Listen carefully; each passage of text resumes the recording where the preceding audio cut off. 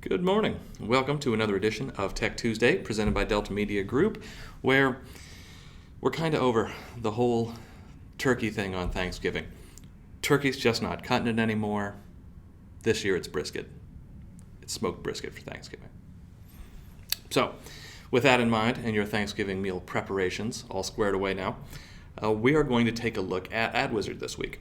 Now, we did a video when we first released it where we kind of went over the basics of it, and we've added a few things since then, and just kind of wanted to revisit it and take everyone through it again so you can see what it is and what it's about. Let's jump into the DeltaNet and take a look at it. So to get there, I am going to scroll down here to Marketing and click on AdWizard. Now, the first time you go in here, it'll ask you to create an ad account. So I'm not going to run through the whole process there, but just to show you what that looks like, because I don't want to create an ad account, another ad account. I've got enough. So if this ever, it's working for me. I've made it angry. So anyway, while this loads up, to talk about a little what AdWizard does, what this is actually for is to allow you to create ads through the DeltaNet. So what you can do is go in and create your ad, and then it will use the information that we know about ads to post an ad that we believe is going to be as effective as possible on Facebook for you. Right now it's just Facebook, but we do have plans in the future to move this forward to include other platforms that you can post ads on. So stay tuned for when we do a video on each of those, but for now it is just going to be Facebook. Now, if you haven't set an account up yet, you'll go down to Marketing and AdWizard, and this is the screen you'll see. Now here, it's going to show you, before using AdWizard, you need to request an ad account set up. So you would just click on Request One Now, and then it'll give you the ability to log into your Facebook page. And then once you've logged into your Facebook page and just followed through the wizard there to grant the permissions, and that's all controlled by Facebook. Once you get all through that, you'll be able to select your Facebook business page that you want to associate your ad account with, and then you just hit Save or Continue, and it will take you through to the screen we were just on, where it actually shows you the home page for AdWizard. So let me go over there. There we are. So now this is the account where I actually have AdWizard set up. So I'm going to go down here to Marketing and AdWizard yet again. And that'll take us to the ad homepage, since I already have that account all put together.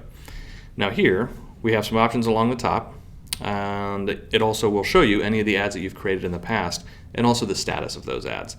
So there are a few different statuses they could show. The one that'll be the most important to you is payment required, really, because that's going to mean that that's an ad that we haven't run yet. So that means that you went in and created it through the system, but you didn't set up payment for it, so it didn't actually run the ad. When they're set as payment required like this, you can click on it to go back into the ad and add your payment information, and then the system will run it. So just running along the top real quick, you'll hit New Ad to go through the process of creating a new one. You have a Reporting tab, which will show you some information about the ads that you've run in the past. And we just have, this is just a test account, so there's not really anything in here. But it gives you information about those ads. And down here, it'll actually list out each of the ads as well. Payment history gives you information about all the ads that you've paid for and total amount of transactions. We're doing more to build out the reporting system, so this is just going to keep expanding. But for now, it gives you the basics of all the ads you've created and payment amounts and everything. Now next, under Settings, now you can see Show Call to Action pop-up on listing-based ads. So this would be if somebody clicks on an ad on Facebook that is listing-based and it takes them through to the listing detail page, the system can pop up a lead capture form when they hit that detail page. So that is currently turned on, so you can turn that on or off if you want. The idea would be it's just one more way that you can kind of prompt lead capture. So when somebody sees your ad and they click on it, they get to your page, it nudges them to enter their contact information for you and actually, create a lead. Now next, we have Edit Account. Now this will fill in with your Facebook pixel or tracking code here automatically. But that does show up in here if you ever need it. And then it also gives you the ability, and we did a video on this last week, but it gives you the ability to go in and set up your payment profile. That'll take you through to the payment profile page where you can actually create a payment profile that can be used not only for paying for things like the upgrade package in the DeltaNet if you are, depending on how your company billing is set up, But you can also use that for paying for ads, so that you don't have to enter credit card information each time. When you complete your ad, you just choose to pay with your payment profile instead of going in and entering your credit card information again. Now next, we have some tips here, and this just gives you some ideas about what you can do to make your ads as effective as possible when you create them through the system. So you can read through that, choose images that stand out, make sure you have certain elements within your ads. So it's a good idea to go in and read through this page to really get an idea of how you can make your ads as effective as possible. I mean, at the end of the day, you're paying to post these, so you want to get some return on your investment there. So that's what this page is all about. And then lastly, we have the home link here, which will take me back over to the AdWizard homepage. Now you can also see this Delta only tools, and just so I mentioned it, that's something that shows up for us for some kind of background configuration tools. So that's not something that you'll see in your AdWizard. All right, so let's go in and create an ad. So I'm going to click on New Ad. And we'll go over here. Now you can see all the different ad types you can create. Most of these work in roughly the same way. So you have your listing-based ads, open house, new listing, price reduced, recently sold, and general listing. All of those ads are centered around a listing that you add to it. And then that listing is going to kind of populate the ad with all of its information. And clicking on that by default will take users back to that listing detail page. The only one that is really different there is the open house ad. And the reason that one's different is that the open house ads are kind of meant to be short run deals because they're just running until the open house is over, or actually until I think an hour after the open house starts, something like that. So the reason that they do that is the ad really is irrelevant after the open house is over. So the rules are a little bit different in setting those up. Other than that, the rest of the ads, you just choose your property and then choose a radius around the property that you want that ad to target, and you go from there. And we'll go through each of those as we run along. Next, not everyone has access to the home value or the AVM ads. So right now that's only open to a few different companies. But if that is one that is available to you, create AVM ads there. And what that does is create an ad that leads back to the AVM platform. It's designed to generate seller leads there. And then lastly, you have a branded ad where it's just kind of a customizable ad that's advertising you and your brand as opposed to advertising a specific property. So we'll jump into Open House first and take a look at it. There we are. So here we are in Open House. Now I don't think I have any listings set up with Open Houses upcoming, but let's take a look here. So I'm just going to pick a listing. And now what it's going to do is load up my listing information over here in the preview. Now as you go down through the settings, we have the ability to define your audience by radius or by zip code.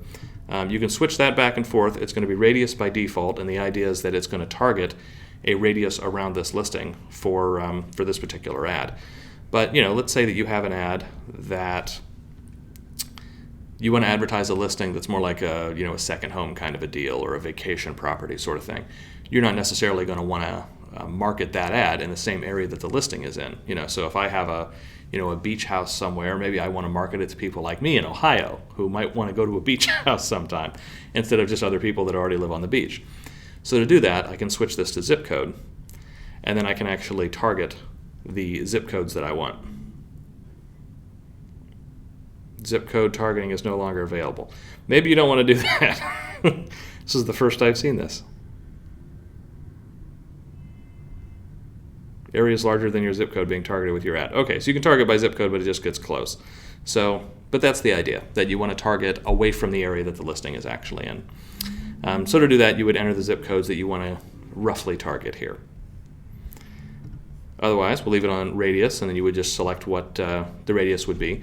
We set it as 15 miles by default. It kind of depends on your market as to whether that makes sense or not. A 15-mile radius around a property can be a very, very different market in some areas, whereas in other areas it might be, all the same kind of area. Just depends on kind of how rural the area is. So that's your setup there. Now next you can choose from the different open house templates that are available to you. So if I click on open house template, we'll do the open house ribbon. Let's see what that one looks like when it loads up. In the meantime, I can customize the headline that shows up on this. It's going to fill in with the property address by default. And I can fill in the short description below that, which fills in with some property information by default. And then lastly, I can customize where I want this ad to take the users that click on it. We set this up for you again, and it's usually a good idea to leave it the way that we set it, because this is going to take them through to the listing detail page in this case. We really just set these up to take users to the most relevant page on your website. So, but if you were setting up something specific, you do have the ability to go in there and change that if you want. Here we are. Now we can see this one has the ribbon set up. So there is our open house ad. Now you can also see if I click in this template, I have the ability to make a few changes. So if I wanted, my name to show up in a different spot, maybe I wanted to center this information. Well, just add piece. There we go. Now the company can control how editable these are, but if this editing is open to you, you can see how you can go in and make some modifications to it. Now you can also do things like, you see we have this anchor here where I can even rotate the text if I want. So you can get pretty fancy with these, and there's a fair amount of modularity when it comes to modifying them. There we go. Oh, I've gone a little overboard now. But you can kind of see, where you can go with these and how much you can change with them. So there we go. Let me drag that back up to something that makes sense. Perfect. It's beautiful. And now you can see I can also select from the photos down here. Lastly, with open houses, you can choose from a carousel type ad. So this listing carousel, where you don't have these customization abilities to it, but it does cycle through just the photos for this listing. Now with this one, because it's an open house ad, it would generally, if there were open houses set up for this listing, allow me to select those open house dates, and those would be the run dates for this ad. So once my ad's all set up, I'm going to click on next.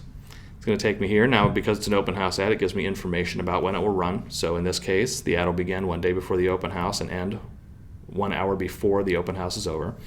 So that's when it runs. Right now, again, Facebook is the only platform available, so there is Facebook checked there. But as we add more, there will be other options for other ad platforms. It gives me a price, and then it also gives me estimated performance of the ad. So now if I click next, that takes me through. Now I can review my ad. Just make sure that everything looks good here. Make sure that the ad template looks like what I want it to look like. And then if everything looks good, I'm going to click on Finish.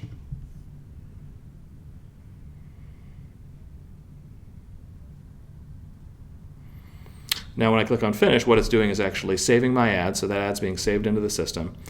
And then it's also taking me to the payment page where I can choose to pay it. So now from here, it says we will use your stored payment information to collect a payment. So what that means is I have a payment profile set up already. So because I have that payment profile set up, which I could have either gotten to from the settings page or gone to the payment profile page and put together, I can just click on Pay, and it will use my payment profile to pay for and run this ad. Now, if I don't want to use the stored payment profile I have, I can say if you would prefer to use a different payment method, click here. So if I click here, it's going to think about it for a moment. It takes me to the other payment screen, and now I have the option to just click on Pay, and it will open up the credit card modal where I can enter in a credit card manually. So that way I still have the option of paying with a credit card on a case-by-case basis using different cards, even if I do already have a payment profile set up. So at this time, I'm not going to pay for this because I don't really want to run this ad. So I'm going to save and return back to my home page. So here we are. Now I'm back on the home page. You can see that it did save my ad, and my ad is labeled as payment required here. So now if I did want to run this ad, so if I decided that I didn't want to pay for it at that time, but I want to come back in and pay for it now, I could come in and click on it, and it'll take me back to that same payment screen where I can finish payment, and then the system will be ready to run the ad. Now, the next thing I can do, I'm going to click on New Ad again here. I can create a new listing ad. Now, the new listing, price reduced, recently sold, and general listing ads are all going to be roughly the same setup-wise. So I'll just click on New Listing. And now I'm going to find my listing again here. Might as well use the same one. Why not? So it's going to load it up over here. I have the same options to define my audience by radius or, again, by zip code. And I get that same warning for zip code. The historic Facebook settlement that it's talking about is a collateral analytical one, I believe. But if you click on it, it'll tell you. Actually, no, it might be a different one. Protecting against discrimination in ads. Well, there you go. So you can use zip code locations, but then as we discovered in the open house version of these ads, it's going to approximate the area, so you're not going to be able to hit those exact zip codes. But it should do a pretty good job of running the ad where you want it to. Now it loaded all the information up the same way over here, and then I have the same options to go in and customize this if I want. And you can see when you click on things as they highlight like that, you can move them around, you can rotate them, you can resize them. And that works for all the different things that will highlight that way. I can also select from the different images down here, which we didn't look at too closely in open houses, but that works the same way here and with those.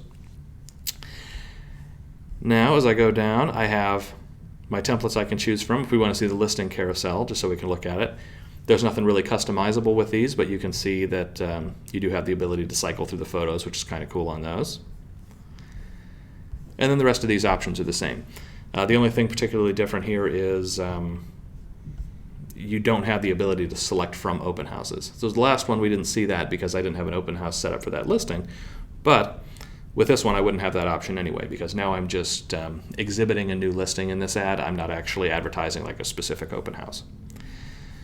So from there it works the same way. If I click on next, it'll take me through here, but now where it differs from open house ads is that I can choose when this ad will run, and then my pricing will update based on what I choose.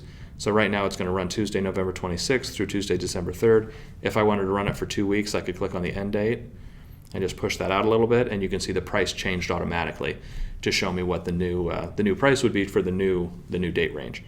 I believe this does still bill by the week, so there's kind of a price per week when it comes to running the ads.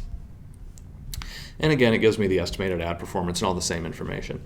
If I click through next, it'll take me through the rest of the process where I go through and finalize the ad, save it, and then pay for the ad, the same way I would with the open house ads. So I'll go ahead and save this one. So it gives me the backup information about the ad, shows me the ad again. I click on finish, it's going to process, which again is going through the saving the ad process. And then it's going to take me through to the payment page. I didn't give it any zip codes, so it's going to be interesting to see what kind of reach it really has. And now we will save and return home. So there we go. So now that ad is saved as well. Now the reason I went through and saved that one, even though that last part of the process was the same, is because we have added a feature where you can go back in and edit ads that haven't been paid for yet. So this ad in particular, we set it up, we saved it, it's all ready to go, except we didn't actually submit the payment for it. So I can delete it, just like I always could or can with any of the other ads, but in this case I can also click on the little pencil here, and it'll take me back into AdWizard, where I can make changes to it and then resave it before I actually pay for it and send it out. So, it's just one additional option where you can set something up and then, take a look at it again later and decide if you don't like it the way it is, make some changes to it before you actually go through with posting it. All right, so we'll go back to the home page. I'm going to go back down here to cancel. Now from the ad home page, I'm going to go back to new ad one more time. New ad. Well, it still wants me to edit this ad.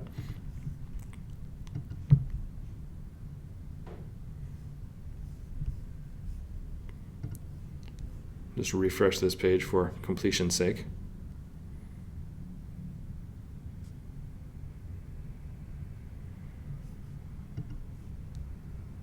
There we go. So now I go back to new ad. Now the other ads that I can choose from here are, so we went over open house. All the new listing ads work the same way. The AVM ad, like I said, is also set up roughly the same way, but it's not available to everybody.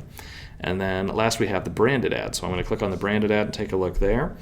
Now the way the branded ad will work is this one has to target on zip code because there is no listing information for it to center on. And it has different templates because it has kind of a different purpose attached to it.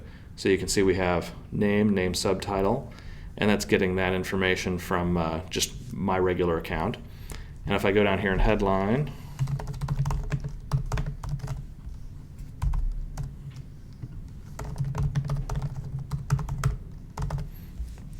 now we can see as I fill those out, it's refreshing up here automatically, and then that is how it filled out with this particular template.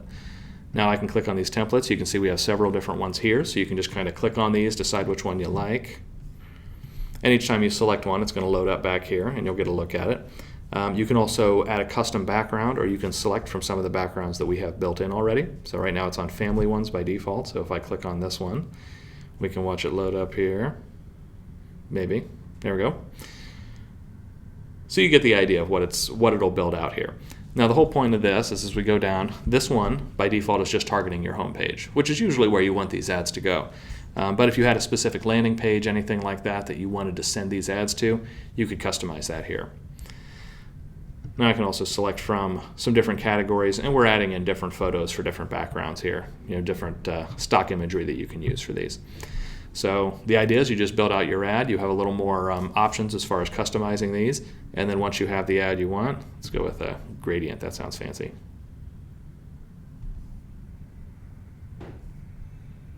There we go. That's kind of cool. So you go through and you get your ad created the way you want. And then the rest of the process, when it comes to actually saving and paying for the ad and sending it through and posting it on Facebook, all works the same. So once it looks the way I want, I'll click on Next. It'll give me the same ability to choose the run dates. It'll give me the same performance estimates. And the rest of the process is the same. I just go to Next, and it takes me through, saves the ad, or lets me verify the ad, then saves the ad, and then lets me pay for and post the ad. So there you have it. Now I'm going to cancel this one as well. We'll close out of there. And that is the AdWizard platform. So that is how you set up the ads of all the different types. Like I said, we didn't cover all of them directly, but they all work in exactly the same way and have kind of the same degree of customization, with the exception of those open house ads. Now, as you'll notice, you can't go back and edit the open house ad, because the open house ads are just designed to be little short run deals, and they're set up in a very specific way. But the other ads, if you create them kind of within the last couple of weeks and on, you're able to edit those again before you actually submit payment for those. If you created any ads before that are still sitting as payment required, we've only implemented this platform in the past couple of weeks, so you won't be able to go back and edit those old ones. But there you go. That is the ad platform in a nutshell. So, as always, thanks a lot for joining me. If you have any questions, concerns, comments, feel free to give us a call or send an email into support@deltagroup.com, and we will be happy to get you the answers you need. Thanks a lot for joining me.